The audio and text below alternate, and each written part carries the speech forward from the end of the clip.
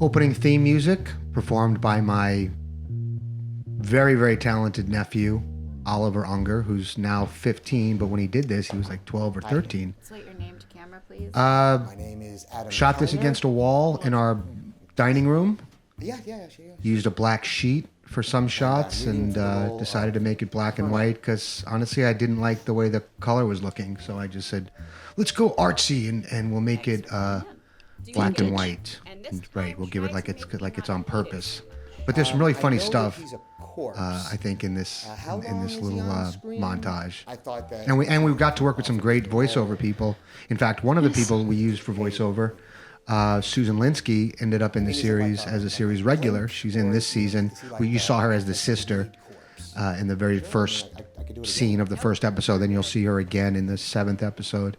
One of the great British actors. This is Sasha Carrera. The late Sir Alec. And I'm going to save talking about her because I know that we're going to be coming back to this scene. Come on. This was a really fun day. I don't remember what else we shot this day. This we were in a rush as usual. I think Nikki had to be somewhere, but she's just really funny. She has a really great sense of humor. Yeah, and again, this scene does a really great job of, as I said in the first episode, establishing the dynamic of this relationship. The fact that she's the one who knows how to fix cars and he doesn't. And of course, everyone seems to love the joke about the terriers. About the terriers. Yeah, one of those jokes, one of those things that when I wrote this scene and I wrote that line, I'm like, this is good. Sometimes you write something and you just, I don't know, you're just not sure. But in this case, I kind of knew this scene was exactly what I wanted it to be. And I remember we were getting feedback for this scene from somebody, and they suggested us cut out the line about the IEP being due in the morning because she doesn't have her work done, he's running late, and they've just kind of come up it's like a big mess, the couple. But I think that's real life and. Sure. So I want to talk about this scene. I wrote this monologue originally for a male actor who was a friend of ours who we were going to cast. But for one reason or another, he couldn't do the role. So then I brought it to Sasha, who I'd worked with before and knew her work. And she's an incredibly talented actress. But I really wasn't sure what the character was going to be. I just had this monologue about John Gielgud, or Alec Guinness rather, that I liked a lot. And then I just sort of came up with this dynamic. In other words, we didn't start out with the idea that Adam was going to have this adversary in Petra Antonelli. It just sort of developed after we cast Sasha, and I started to think about, well, who is this person? How does she fit into Adam's life? And as it turns out, she becomes really the antagonist for the whole season, and she's Adam's old flame from 25 years ago. They had a cocaine-fueled at least one night together, probably several nights together. And now they're reintroduced to each other 25 years later.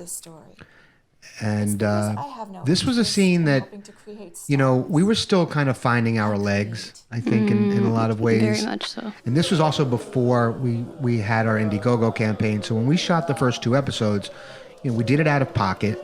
And we did it in the hopes that people would like the 2 episodes and want to help contribute so that we could make the whole season. So, we went into it with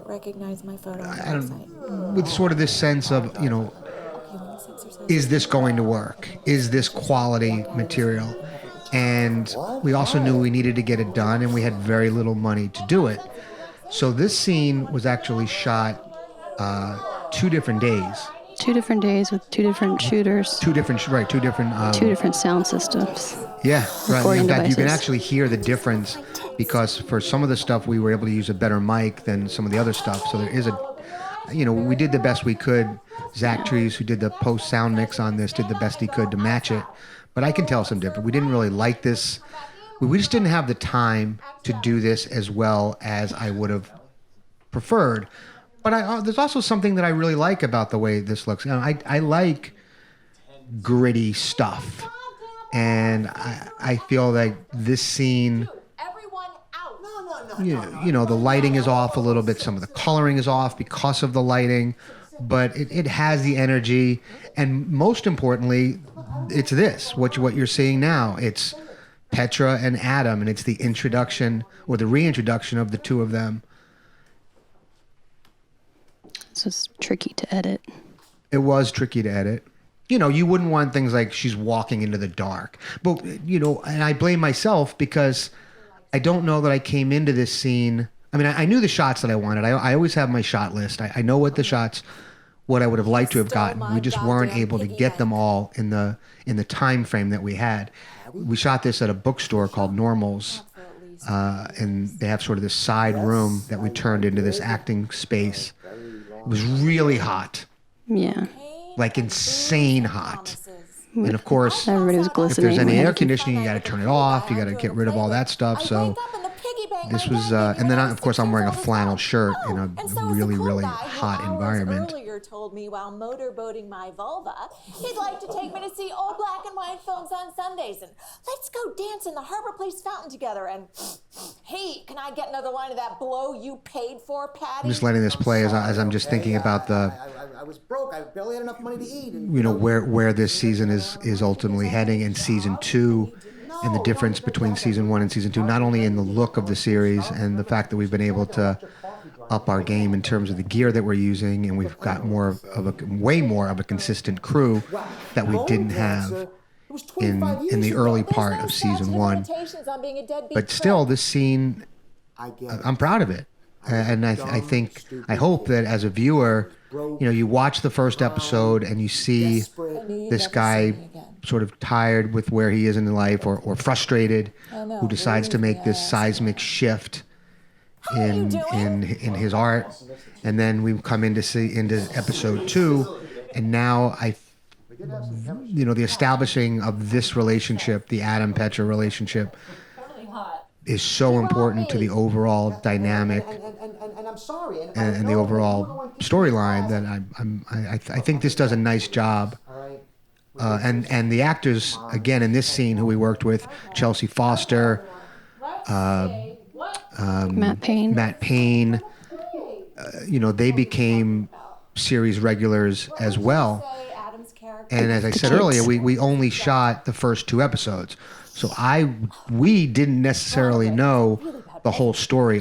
You know, normally in a perfect universe, you'd write all the episodes, and then you would cast all the episodes, and then you would shoot, or you might not cast all the episodes, but you would write all the episodes, and then you would shoot, and you might make adjustments during that process, but you would know your story for the season from start to finish. We couldn't do that because we didn't know if we were going to be able to continue. So as we found actors, and as we developed the scenes in these early episodes, Maria and I, kind of knew who was going, you know, whose story was going to be more fleshed out, let's say, than another character's. Mm-hmm. And we just knew from working with Chelsea and with Matt Payne that, you know, we wanted to do more with those characters. They're so great. Don't need to set yourself on fire. The Auto Bar, a landmark in Baltimore.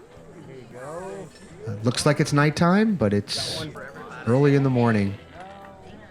Magic. Lots of donuts and coffee outside of this table. We shot this scene in the same day we were with Nikki. Oh, so this was the first thing we shot that day. I remember that. Mm-hmm. Good scene that kind of establishes what the fuck? Adam's return, and you know, there was a time 25 years ago where he would be one of them, right? But now he's the elder statesman among this, you know, these really enthusiastic Eddie. young people. That was Eddie McIntosh, who's contributed music to the series, as well as his face And his artwork that you'll see coming up on the napkin. Bunny Themelis, who plays Beatrix, comedian and actress, did a great job. I've got some funny things to talk about, but we're going to save some. Are we going to talk about those things? We probably will have to. But I really, again, this is Baltimore, and you know, Puke City, and they're talking about these crazy ideas for musicals with about Death of a Salesman. It's just so, I've always actually wanted you just see the enthusiasm that these younger people have for what they're doing, regardless of what level they're at. And to see Adam have to integrate himself into that.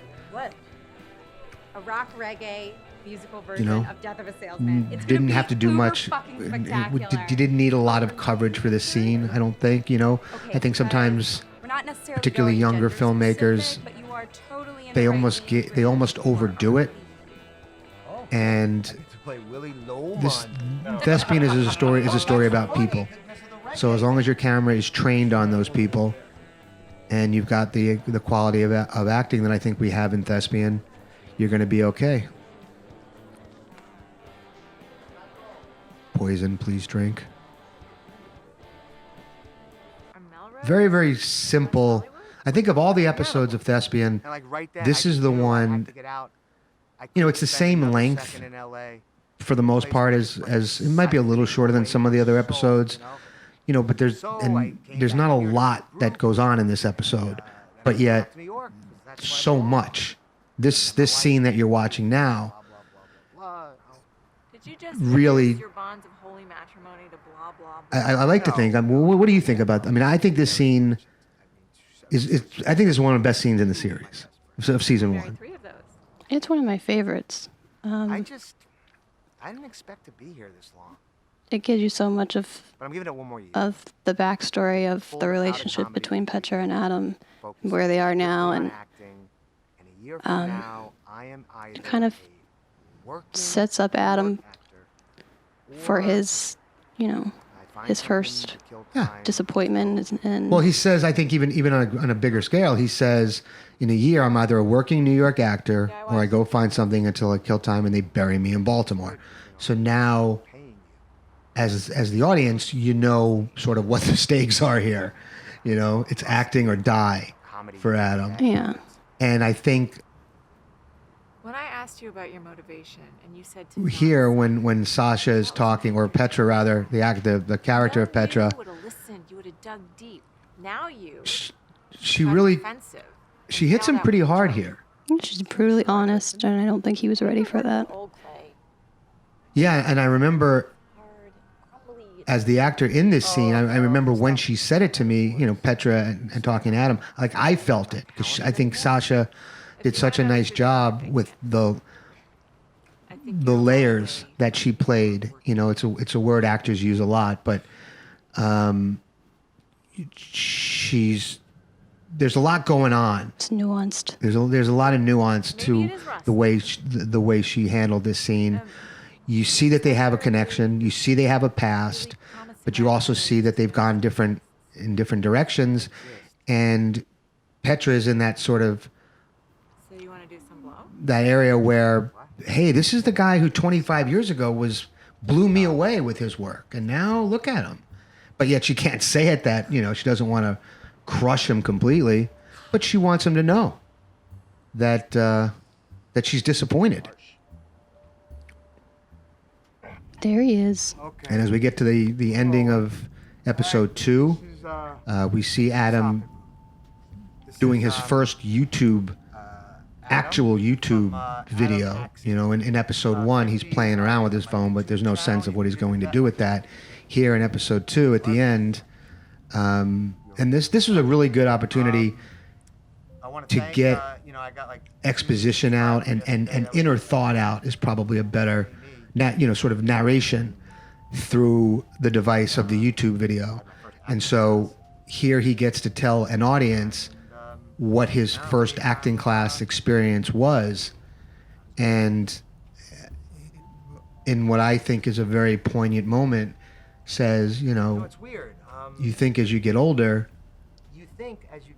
you have more, confidence. That scene resonated with a lot of people. A lot of people commented on that scene and how much they identified with it. Yeah, I think that, and I hope that having watched the second getting through the first episode, which has some great stuff in it, and the second episode, and then when you get to that end and the line that Adam has, you're hooked. Like, I got to see where this character is going to go and if he's going to succeed or fail. So that's episode 2. We'll be back with episode 3.